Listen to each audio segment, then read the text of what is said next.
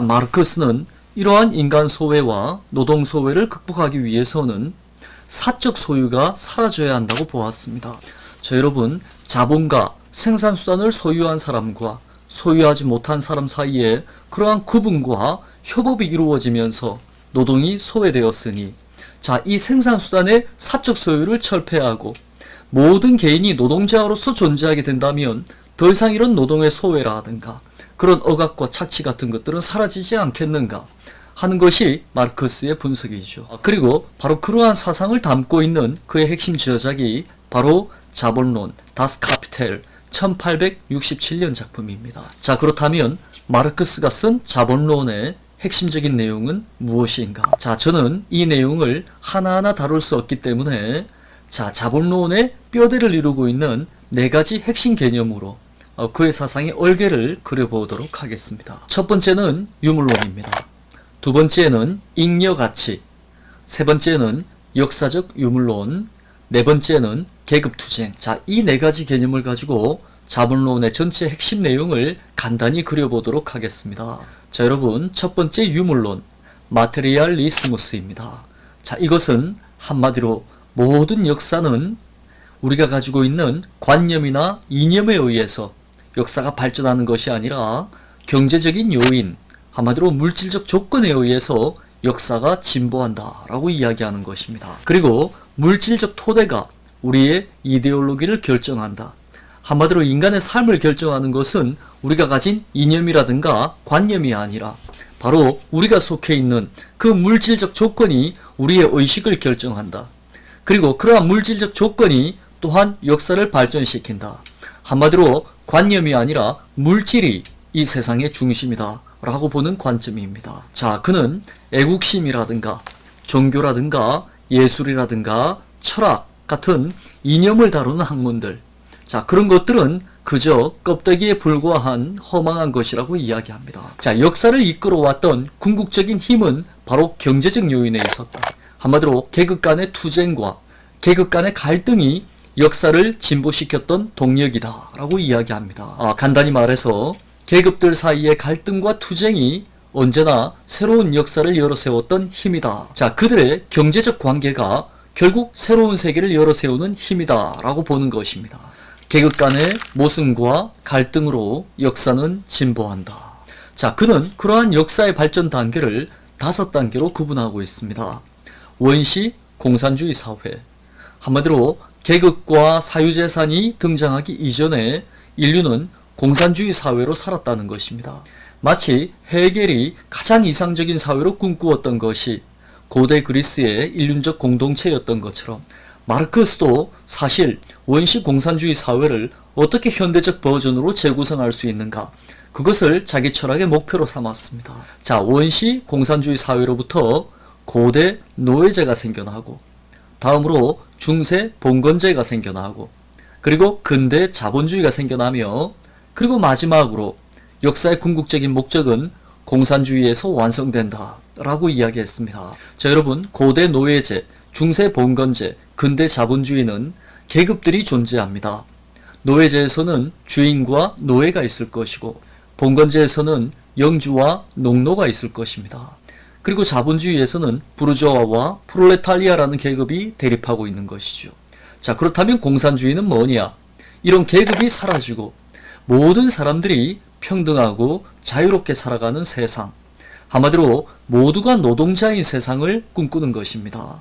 그러니 그런 공산주의에는 여러 개의 당이 필요가 없겠죠. 공산당만 있으면 되는 것입니다. 노동당만 있으면 되는 것입니다. 우리는 공산주의 사회를 일당 독재다라고 이야기하지만 일당 독재를 이야기하는 것이 사실은 공산주의이죠. 다양한 계급이라든가 계층이 존재하는 그런 불평등한 세계 속에 살아가지 않기 때문에 여러 개의 정당이 필요가 없는 것입니다. 두 번째는 잉여 가치설입니다. 그는 노동이라는 것이 새로운 경제적 가치를 창출해내는 고귀한 활동이라고 이야기하고 있습니다. 자본론 제1부 상품장에서 그는 상품의 특징을 분석하고 있습니다. 상품이란 무엇인가? 그는 상품이란 사용가치와 교환가치로 이야기합니다. 상품은 이 2가지 가치를 가지고 있어야 상품이 된다는 것입니다. 그렇다면 사용가치는 무엇인가? 그 상품이 가지고 있는 쓸모와 유용성을 이야기합니다. 한마디로 쓸모없는 상품은 상품이 아니라는 것입니다. 길거리에 떨어져 있는 단순한 돌멩이라든가 아니면 풀뿌리 같은 것들은 상품이 될 수 없다는 것이죠. 그것이 쓸모를 가지도록 노동을 통해서 가공할 때 그것이 비로소 상품이 된다는 것입니다. 그리고 상품은 또한 교환 가치를 가지고 있다고 이야기합니다. 자, 여러분, 교환 가치라는 것은 무엇인가? 그것은 그 상품이 가지고 있는 사용 가치의 가격을 이야기하는 것입니다. 한마디로 우리가 상품의 가격이라고 부르는 것이 바로 교환 가치입니다. 한마디로 상품은 쓸모도 있어야 하고 가격도 있어야 합니다. 우리는 그 쓸모를 가격을 지불하고 구매하는 것이죠. 자, 교환 가치를 창출하는 것이 바로 노동입니다. 한마디로 상품을 쓸모 있게 만드는 것, 자, 그리고 그 상품을 가치 있게 만드는 것, 그것이 바로 노동인 것이죠. 자, 상품의 가격이라는 것은 그 상품을 생산하는 데 들어갔던 인간 노동의 시간이라고 이야기합니다. 자, 기존의 고전 경제학자들도 이와 유사한 이야기를 했지만 그들은 가격이라는 것을 수요와 공급의 법칙 안에서 이야기하기를 좋아하였습니다. 한마디로 상품의 희소성이라든가 그 효용성이 가격을 결정한다고 보았던 것이죠. 하지만 마르크스는 그러한 수요와 공급의 관계가 아니라 상품의 가치를 그 상품을 만들어내는 데 들어갔던 인간의 노동에서 찾았다는 것입니다. 그런 의미에서 마르크스는 인간의 노동이라는 것이 가치를 창출하는 위대한 활동이라고 보았던 것이죠. 마르크스는 상품의 교환 가치, 즉 가격이라는 것은 추상화된 인간 노동이라고 이야기합니다. 굉장히 어려운 이야기이죠. 추상화된 인간 노동이란 노동의 특수성을 모두 배제하고 한마디로 연필을 만드는 노동과 지우개를 만드는 노동은 분명 다른 종류의 노동일 것입니다. 자, 그런데 그 차이를 인정해버리면 그 둘 사이에 등가를 성립시킬 수가 없다는 것이죠. 예컨대 연필 한 자루를 생산하는데 1시간이 걸리고 지우개 2개를 생산하는데 1시간이 걸린다면 연필 한 자루와 지우개 2개를 교환하는 것이 등가의 원리입니다. 자, 그런데 이 노동을 전부 다르다고 이야기해버리면 이런 등가를 성립시킬 수가 없다는 것이죠. 그러면서 그는 상품 자체가 가치 있다고 여기거나 상품을 교환하기 위해서 우리가 만들어냈던 그 화폐 자체가 가치가 있다고 여기는 그런 태도를 물신숭배, 페티시스무스라는 단어로 설명하였습니다. 자, 물신숭배. 자, 그것은 마르크스가 원래 종교를 비판하기 위해서 사용했던 용어입니다. 인간이 커다란 바위 앞에서 그 바위에 인간만의 의미를 부여하는 것이죠. 그 바위가 마치 우리를 지켜주는 수호신 같다라는 의미를 부여하고 나서 그 앞에서 신에게 기도드리는 행위는 인간이 그 바위에 신성을 부여해 놓고는 마치 바위 자체가 신인 것처럼 그렇게 숭배하는 태도를 이야기합니다. 이것도 인간의 소외라고 부를 수 있을 것입니다. 자, 이렇듯 인간의 노동이라는 것은 한 상품의 가치를 결정하는 아주 위대한 활동이라고 이야기하죠. 그러나 자본주의는 이런 노동자들의 노력에 대해서 온전한 보상을 해주지 못할 뿐만 아니라 노동자들은 더욱더 착취당하고 자기가 생산하는 가치에 비해서 형편없는 월급을 받는 그런 열등한 처지로 내몰린다고 이야기하는 것입니다. 자, 그렇다면 자본주의 하에서는 왜 이런 노동의 착취가 불가피한가? 마르크스는 묻고 있습니다. 자, 여러분, 자본가는 생산수단을 소유한 사람입니다. 그리고 그들은 노동자를 고용해서 자신의 이윤을 추구합니다.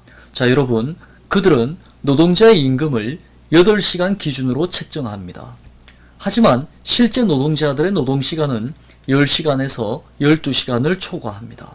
자, 그렇다면 월급을 받는 노동, 그 이외에 4시간의 노동, 잉여노동입니다.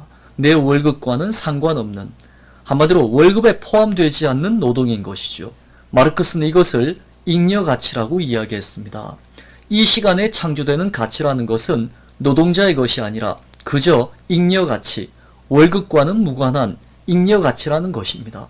그리고 이 잉여가치가 바로 자본가의 목, 즉 이윤 창출인 것입니다. 자, 자본주의 하에서 노동력의 착취라는 것, 한마디로 임금 이상의 노동을 시켜야 한다는 것은 자본가의 당연한 권리인 것이죠. 만일 자본가가 노동자가 일한 만큼 모두 임금으로 주어버리면 그에게는 남는 것이 하나도 없겠죠.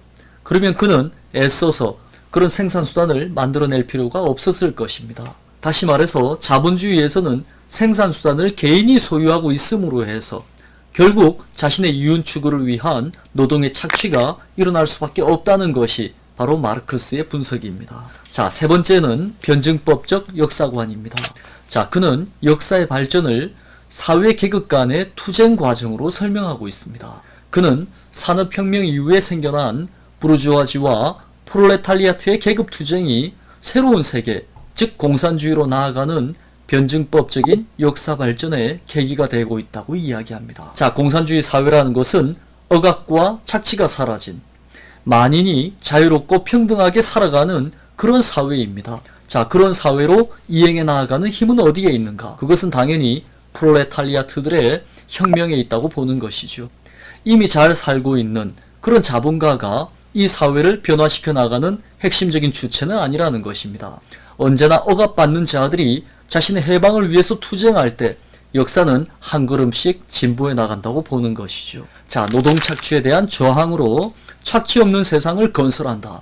이것이 공산주의 사회의 모토입니다. 자, 여러분, 자본주의 하에서 노동의 착취가 일어나는 이유는 생산수단을 개인이 소유하고 있기 때문입니다.